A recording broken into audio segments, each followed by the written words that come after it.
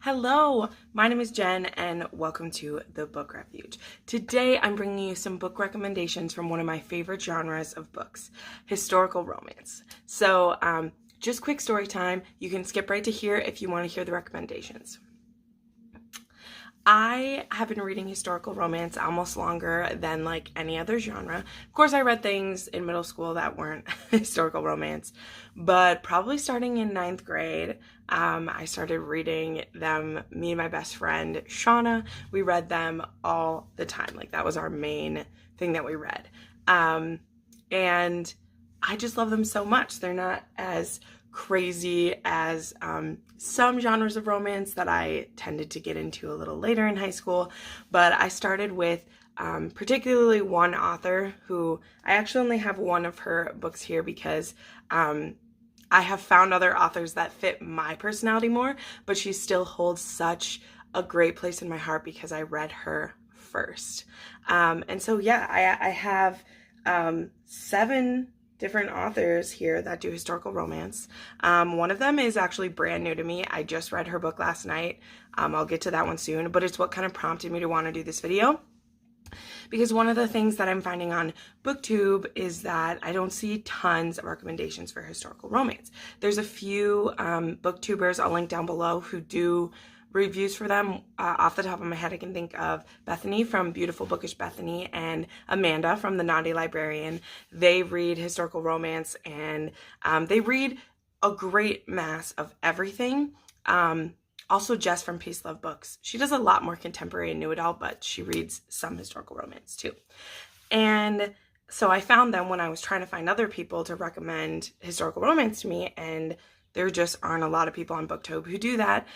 Jess has a really great video about why like people hate on romance, but romance makes up the vast majority, specifically like historical romance makes up the vast majority of like book sales in general. So I just really like how like confident they are about reading them, and I've been reading them again for over 10 years now. So and I'm not ashamed of it either. It's just not one that I feel like you recommend when someone asks you to recommend a book.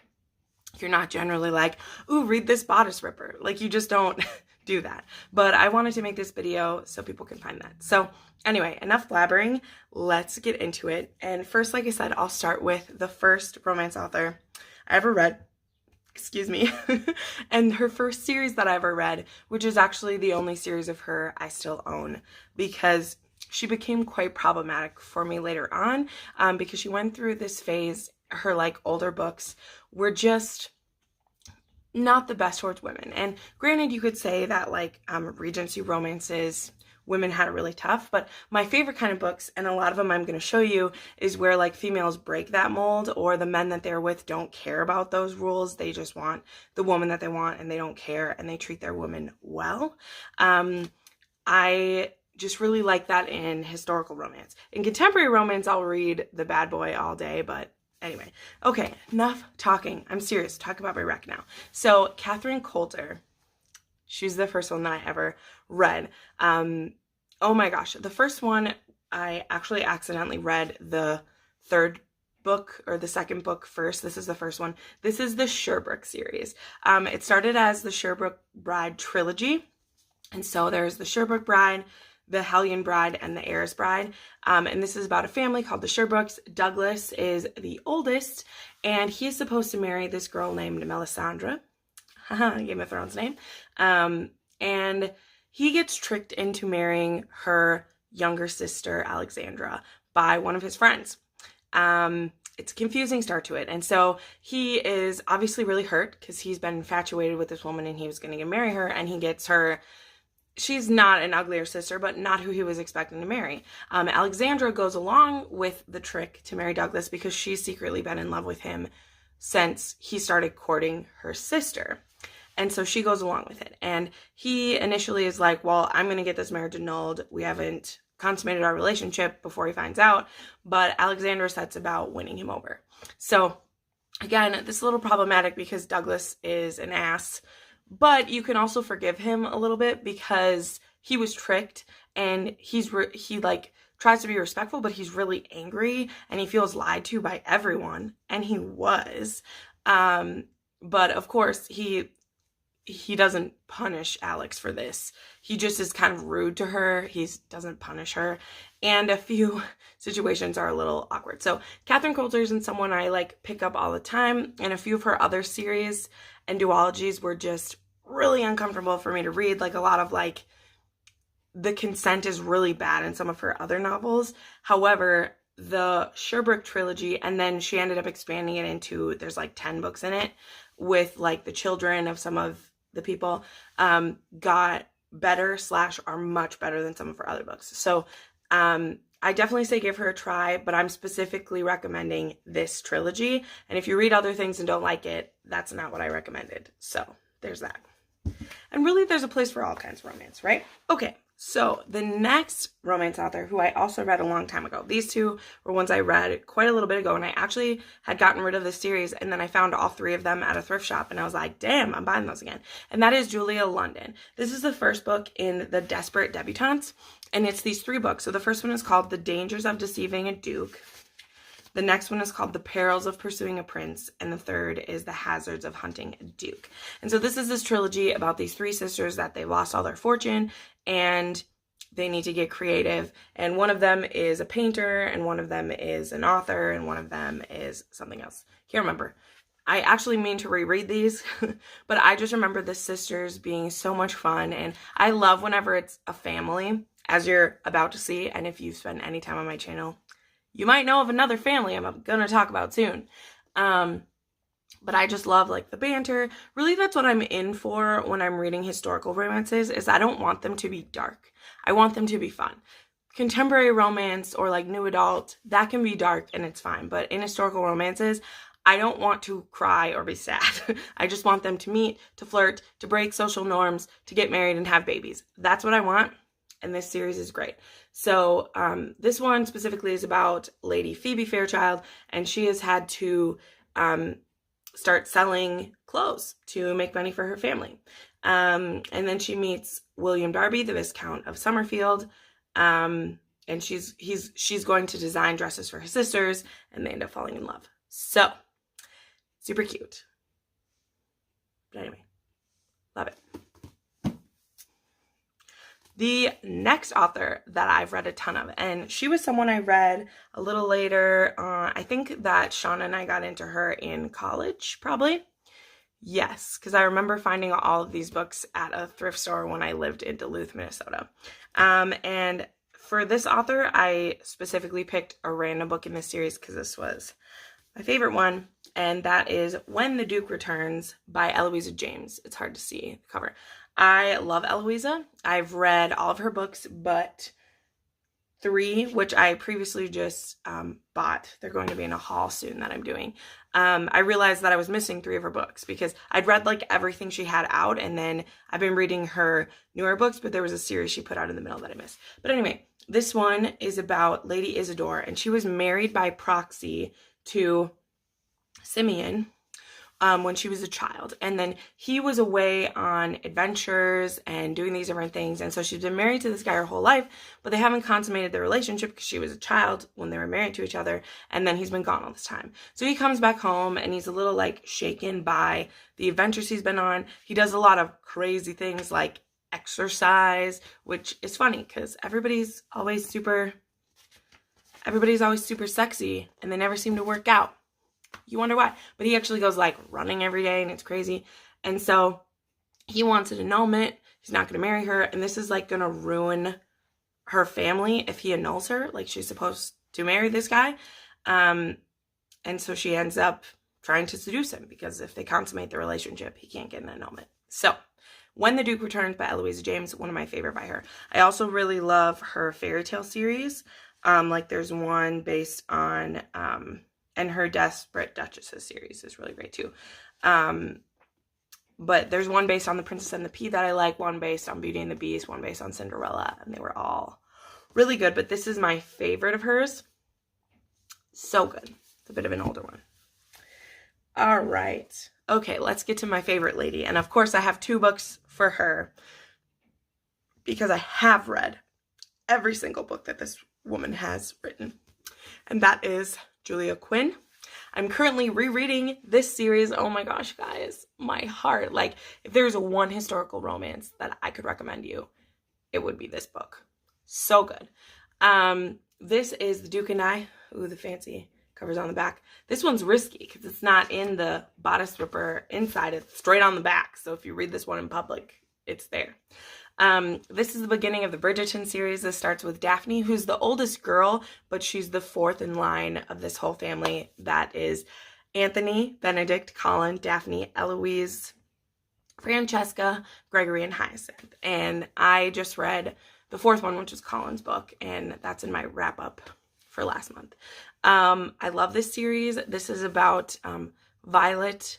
Well, this one's not, but Violet is the mother of these. She lost her husband at a, young age, but they already had 8 children together. And Daphne is already kind of a wallflower. And her and Simon do a fake dating situation, and then they get caught together, and her older brothers make them get married.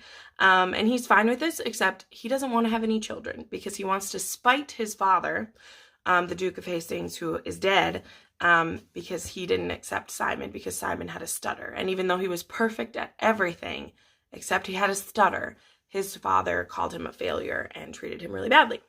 And so to spite his father, he doesn't want to have any children. So that's why he didn't want to love his wife, because he wouldn't want to deny her children. And Daphne just thinks that's stupid, because why would you live your whole life to spite your dead father? And I love them. I love the banter. I love the family members. I love the mother in this one. There's this cranky old lady called Lady Danbury who's in all of them. There is this busybody named Lady Whistledown who writes columns about them in this book. There's so much going on in this series, guys. I can't. And I know that it's historical romance is a special niche for people, but the comedy and the delight that is the Bridgerton series, I just can't say enough about. So, do you believe me? Do you believe this face? Read it. All right.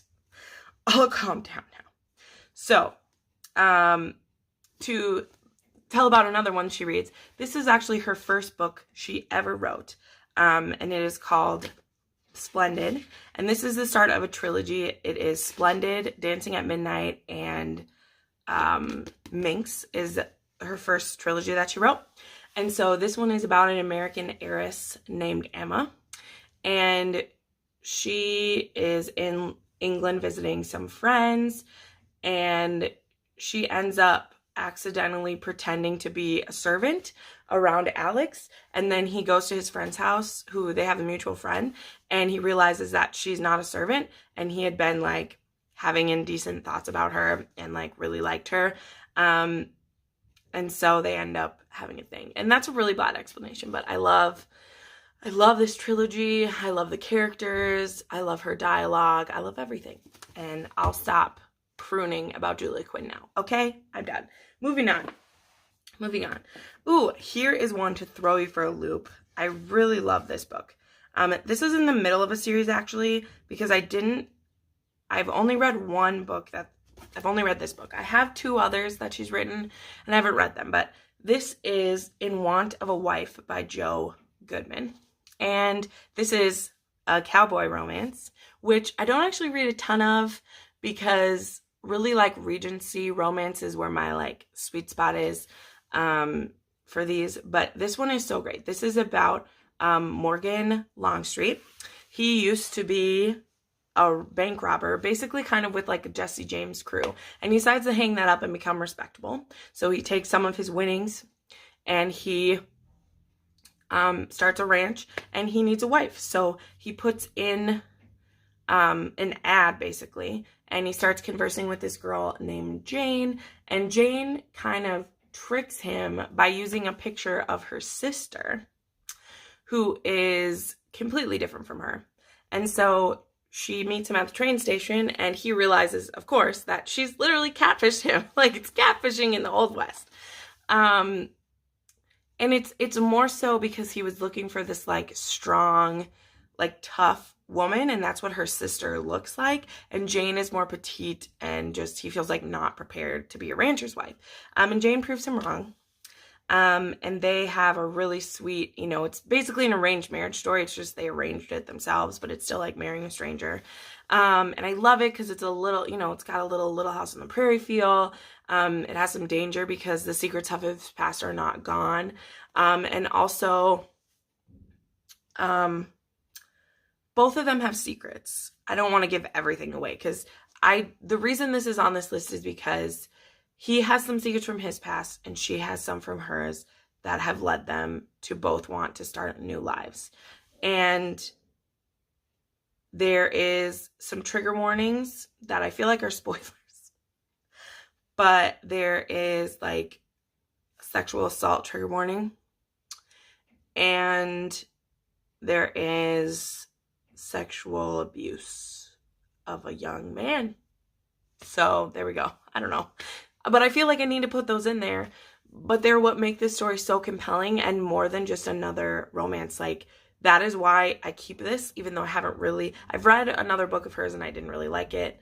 But I love this. And this is called The Bitter Springs. I think it's the Bitter Springs trilogy. But this is the one I love. So anyway, In Want of a Wife by Joe Goodman. I really suggest if you want a little bit of a harder hitting historical romance. But so good. Loved it. All right. This is another one that's in the middle of the series, but it's the first book that I ever read by this author. And I love the whole series it's in, but this is my favorite one. And let's be real, with Regency romances, you can read them in any order. I'm just a freak and I like have to read things in order. But this is a case where when you buy it at a thrift store, you don't always have a choice. So this is Only Enchanting by Mary Below. So this is book number 4 in the Survivors Club series. Now this series is amazing. It's so good. So it's about these 7 people who have all been traumatized by the recent wars, which I think it's the Napoleonic Wars.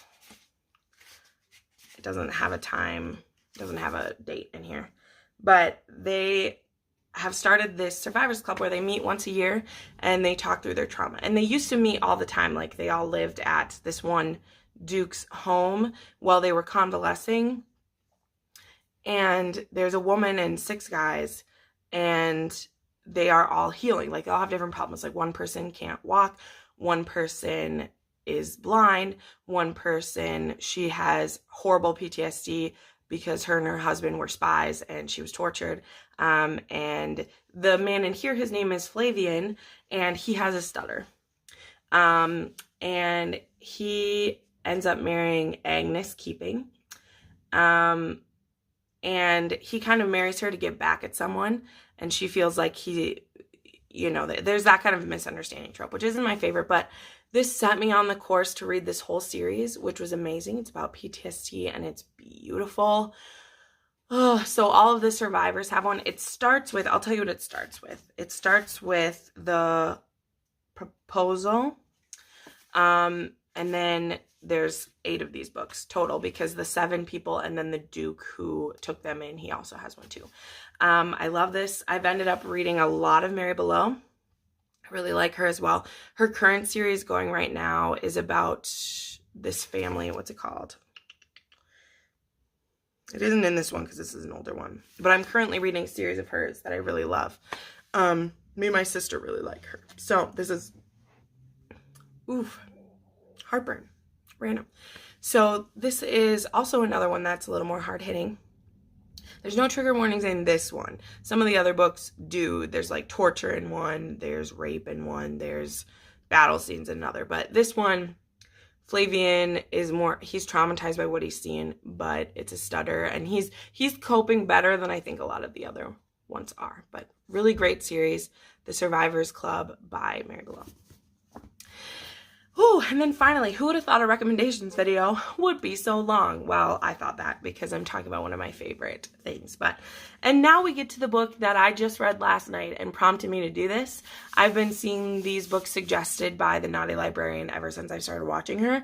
And I was kind of waiting for this one to show up. And they ended up having it on Book Outlet for $2. So I bought that. And then today I went back and bought 5 more of her books, and that is Tessa Dare, The Duchess Deal, Girl Meets Duke. Oh my God, this book was so good. Oh my word. So this is about a girl named Emma. Emma's a really popular Regency name, obviously. And she is trying to convince the Duke of Ashbury to pay her for the wedding dress that she made for his ex-fiance. And she spent all this time. So what she does is she puts on the wedding dress, which is this ugly, fluffy thing that took her a long time to make for this pretentious woman he was about to marry, and shows up on his doorstep dressed in a wedding dress. And he promptly asks her to marry him because he needs an heir so that his cousin doesn't get his estate. That's how it always goes. It's always a cousin. And so he's looking for a woman to have that heir. The only thing is he is horribly scarred from a rocket that went off and is right near him, and it's ruined half his face and half of his body, basically. And so he doesn't want to get close with this person. He doesn't want her to look at him more than necessary. So they literally make a deal that they will only be husband and wife at night. They will only have sex until she gets pregnant, and then he will send her to a beautiful cottage where she can raise their child, and never have to look at him or see him again. And it's just heartbreaking. And also, of course, he's horribly mean in the beginning, but the thing is like Emma, she is a vicar's daughter who her dad kicked her out when she was 16, and she had to become a seamstress, which is how she was making this dress. And she's intrigued by him, and she doesn't find him hideous. She finds him to be a hero, that he was hurt this way in service of their country. And she takes on his deal, but she has some caveats. She wants him to have dinner with her every night. She wants to get to know him. She wants to be part of his life, because she's like, I'm only going to get married once, and I don't plan to be miserable about it. And so it's a clash of wills.